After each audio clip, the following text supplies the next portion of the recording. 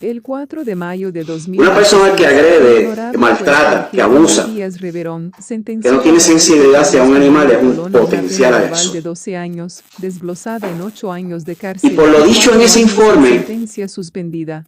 Esto por yo alegadamente penetrar la no residencia de su voy expareja consensual, a ponerle Melissa en riesgo Díaz a la víctima, Hernández, con en quien este caso. convivió en No Aguas la voy a poner. Buenas, sustraer sus canes ilegalmente, Yo por transportarlos mis y manos no van abandonarlos en Hato Rey. a pasar Roberto, quien fue un una gota de ciudadano sangre modelo y a un la víctima. ejemplo de superación, Si era yo un dejo joven libre ese profesional y estudiante de un doctorado en ciencias de computación, amante de canes que poseía uno rescatado de la calle, con récord limpio, sin vicios ni problemas con la justicia o con parejas anteriormente, fue acusado por cargos de escalamiento agravado, apropiación ilegal y abandono animal. La vida, la carrera y el futuro prometedor de Roberto fueron tronchados luego que el honorable juez Jorge L. Díaz Reverón lo sentenció a 12 años, sin oportunidad de sentencia suspendida, ni plan de desvío. Al sentenciarlo, el honorable juez sumó las penas, cuando en su lugar solo debió ser sentenciado por la pena del delito mayor. Es decir, en el peor de los casos Roberto debió haber sido sentenciado solo 8 años por escalamiento agravado.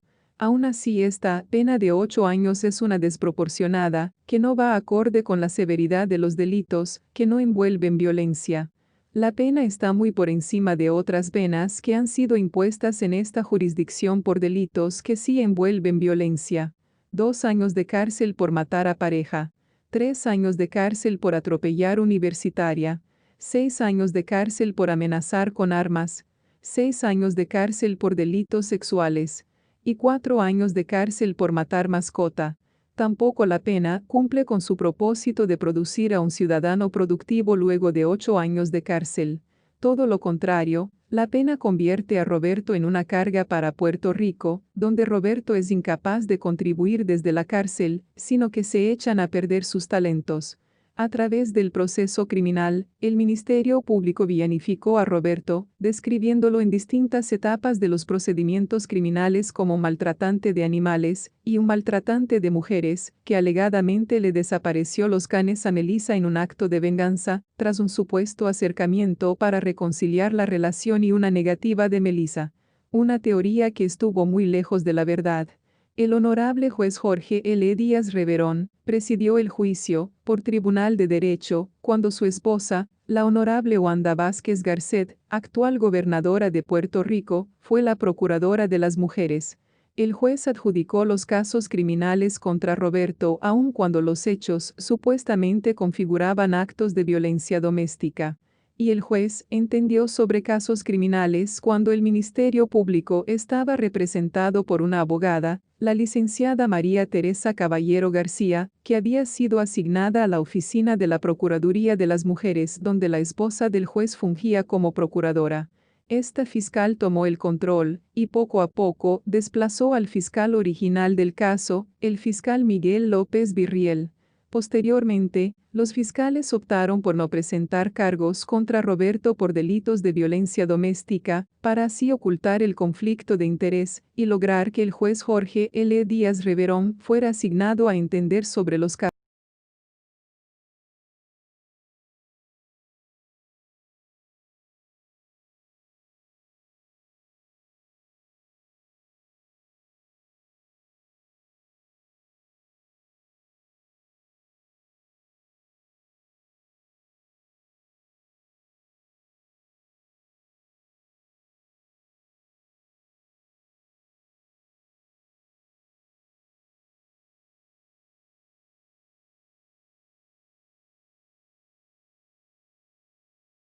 El honorable juez Jorge L. Díaz Reverón sentenció a Roberto a 8 años de cárcel.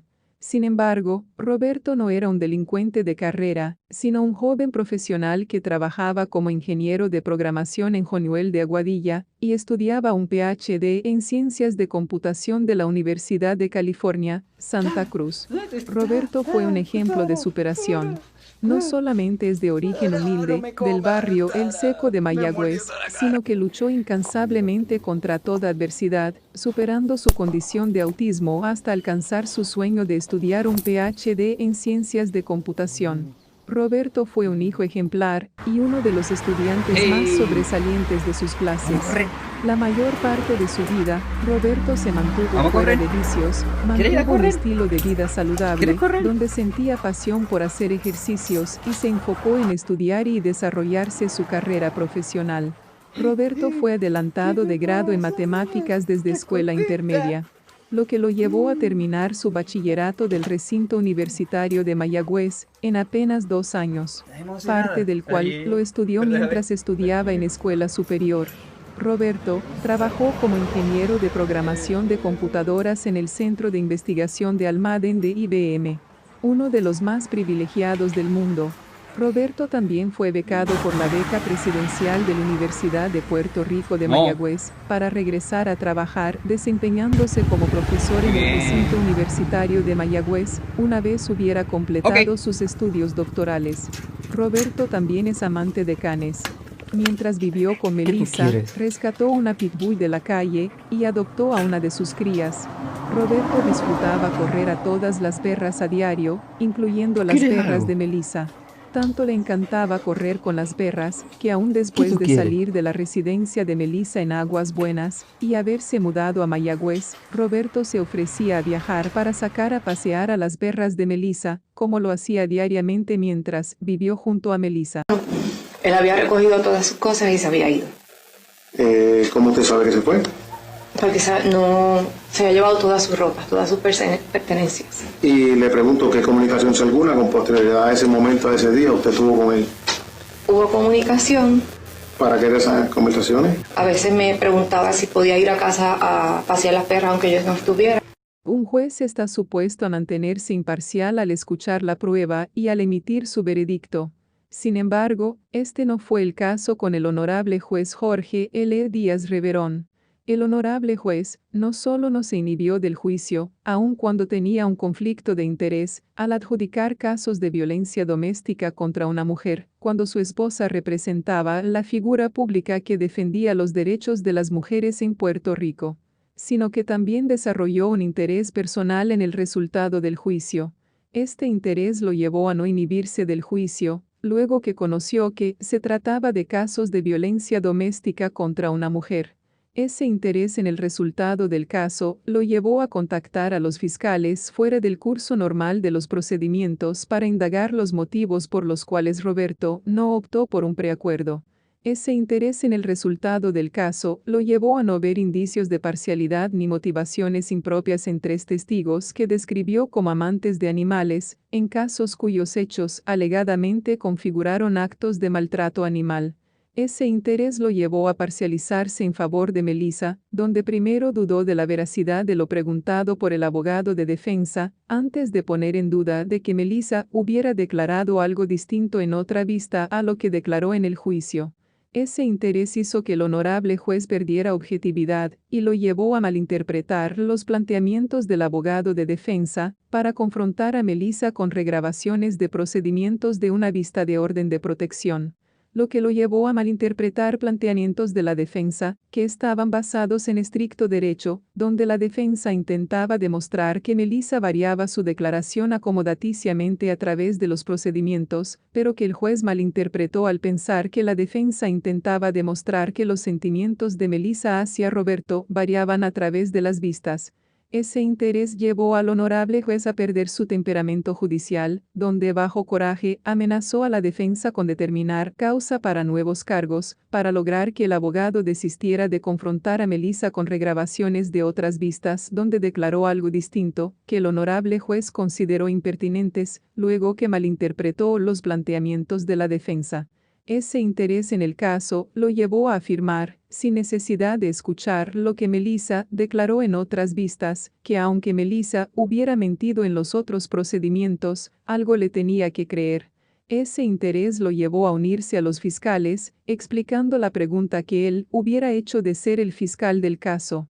Ese interés lo llevó a denegar acceso a las regrabaciones del juicio, en abuso de su poder, para impedir que los abogados se prepararan para la reconsideración del juicio y la apelación.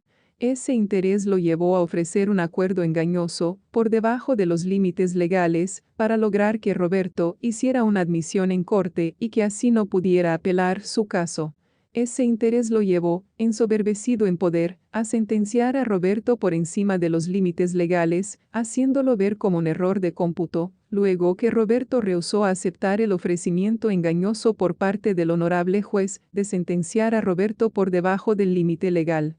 Finalmente, ese interés lo llevó a variar la prueba testifical para ajustar la declaración de los testigos para apoyar la teoría del Ministerio Público y a utilizar prueba que no fue parte del juicio, sino de la vista preliminar, para fundamentar su decisión de sostener convicción y de negar el recurso de fianza en apelación.